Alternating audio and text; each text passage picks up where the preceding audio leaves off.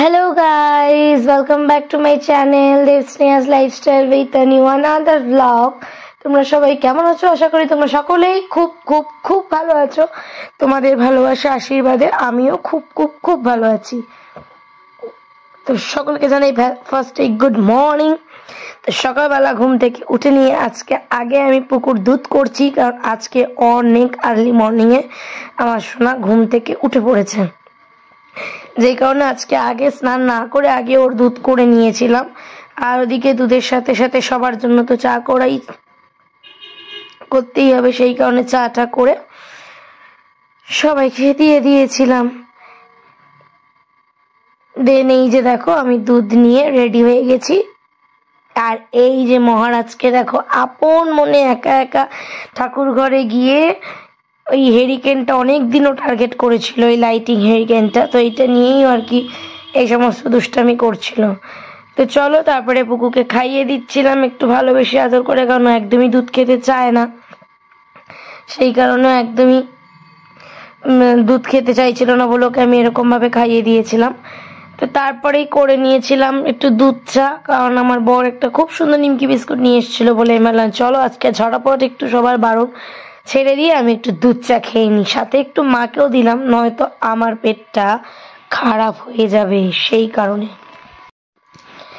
তো তারপরে চাটা করে নিয়ে একদম গরমা গরম চা আর একসাথে প্রায় 8-10টা বিস্কুট, 4টে বিস্কুট নিয়ে বসে পড়লাম একটু খেতে নিয়ে চলো এইবারে তো সংসারের কাজে লেগে পড়তেই হবে। তার মধ্যে তো মা জানোই পিঠের ব্যথা, এই ঠান্ডাকালে একদমই পারে না নিচে বসতে। তাহলে চলো তাহলে আমি সবজিগুলো কেটে দিই, তাহলে মায়ের অনেকটা হেল্প হয়ে যাবে, মা রান্নাটা করতে পারবে।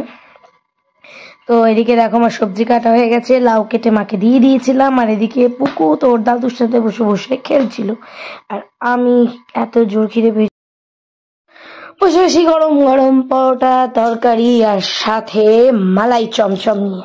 তো বেশ ভালো হয়েছিল আমার সকালের খাওয়াটা, যেহেতু সকালে পুকু সামান্য একটু দুধ খেয়েছিল, তাই পুকুকে নিয়ে বসে গেছি একটু খাবার খাওয়াতে। তো পুকুকে আমি আজকে খাওয়াচ্ছিলাম এটা সুজি, ওর ঠাম্মি ওকে সুজি করে দিয়েছিল, না এটা সুজি না, এটা মনে হয় খুব সম্ভবত দুধ ওটস দিয়েছিলাম, এক্স্যাক্ট আমার খেয়াল থাকে না। যাই হোক কিছু খাইয়ে নিয়ে তারপরে পুকুকে ঘুম পাড়িয়ে দিয়ে আমি চলে গেছিলাম স্নান করতে। স্নান টান করে জামা কাপড় কেচে সেগুলোকে রোদ্রে দিয়ে আমি আবার চলে গেছিলাম ঘরে, গিয়ে দেখলাম পুকু ঘুমাচ্ছে। তো তারপরে ভাবলাম চলো মা কি করছে দেখা যাক।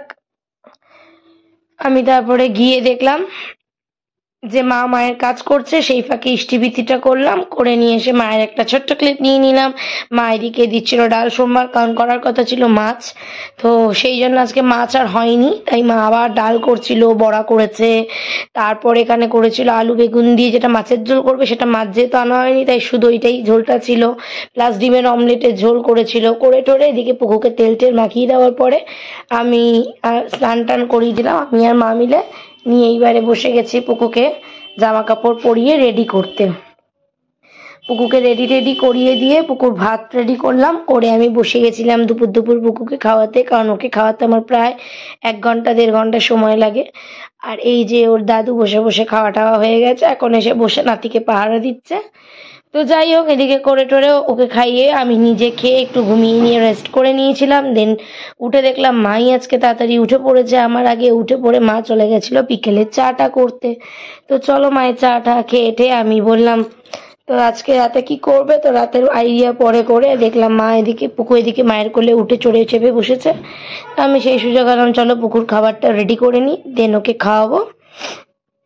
তো চলো দেখা যাক আজকে পুকুর কি খাবার করেছি। এই যে পুকুর খাবার, সেটা হচ্ছে দুধ ওটস, যেটা একদম গুড়ের পায়েস মনে হচ্ছিল, কিন্তু সেটাও আমার ছেলের একদমই পোষায় না, কেন জানি না, ও ভালো খাবার একদমই খেতে চায় না, আর এইভাবে ওর সাথে যুদ্ধ করে করে করে করে আর এই খাওয়ার আগেই ও ওক তোলে। এদিকে পিৎজা বার্গার এইসব দেখলে প্রায় তো মুখ থেকে লাল পড়লে বলেই চলে। তো যাই হোক চলো এদিকে পুকুকে কোনো রকমে বুঝিয়ে সুঝিয়ে যুদ্ধ করে এত কিছু ইনভিজিবল মানুষ ক্রিয়েট করে ফেলি আমি, কেতু দাদা গণ দাদা, সেই করে ওকে খাওয়াতে হয় এইভাবে, নয়তো ও এক ফোঁটাও খেতে চায় না। তো যাই হোক যুদ্ধ করে 7 সমুদ্র 13 নদী পার করে আমার ছেলেকে খাওয়ানো কমপ্লিট করলাম। করে টরে গিয়ে দেখলাম মা এদিকে বসিয়ে দিয়েছে রাতের রান্না। রাতে আজকে হবে একটা কোনো প্রকারের চিকেন, যেটা রেসিপিটা মায়ের, বাট আমি জানি না সেটা কি নাম। মায়ের কোনো রেসিপিরই আমরা নাম জানি না, বাট খেতে জাস্ট দুর্দান্ত টেস্ট হয়। তো আমি এদিকে একটু ময়দা মেখে নিচ্ছিলাম, কারণ আমার বড়মশাই একটু রুটি খাবে, রুটি দিয়ে এসব খাবে, তাই ভাবলাম চলো আমি তাহলে ময়দাটা মেখে নিই।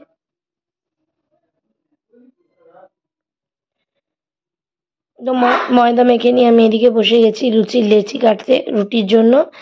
এবারে মা ওদিকে সমস্ত কিছু পরিষ্কার টরিষ্কার করে বাসন টাসন মেজে নিচ্ছে। মেজে টেজে নিয়ে এদিকে আমি রুটির লেচি কেটে মায়ের হাতে হাতে একটু করে দিচ্ছিলাম, তাহলে এদিকে সুবিধা হয়, তাড়াতাড়ি করে গিয়ে দুজনে মিলেই বসতে পারবো। আর এই যে দেখো আমি আর মা বসে গেছি, যেটা অ্যাজ ইউজুয়াল কাজ, রুটি বেলা আর মা রুটি সেঁকা। এই দুটোর কাজ মা করে, রুটি সেঁকা আর রুটি বানানো, আর আমি রুটি বেলার কাজটা করি। তো ফাইনালি গল্প করতে করতে আমাদের রাতের সকলের রুটি ডান হয়ে গেছে, কমপ্লিট।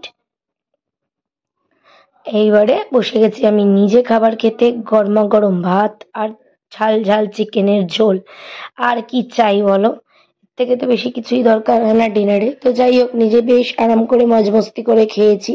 খেয়ে ঠেয়ে ঘরে গেলাম, ঘরে গিয়ে পুকুর জন্য দুধ রুটি করে নিয়ে গেছিলাম। দেন পুকুকে জামা কাপড় ছাড়িয়ে ক্লিন করিয়ে ওকে খাবারটা খাইয়ে দিয়েছিলাম।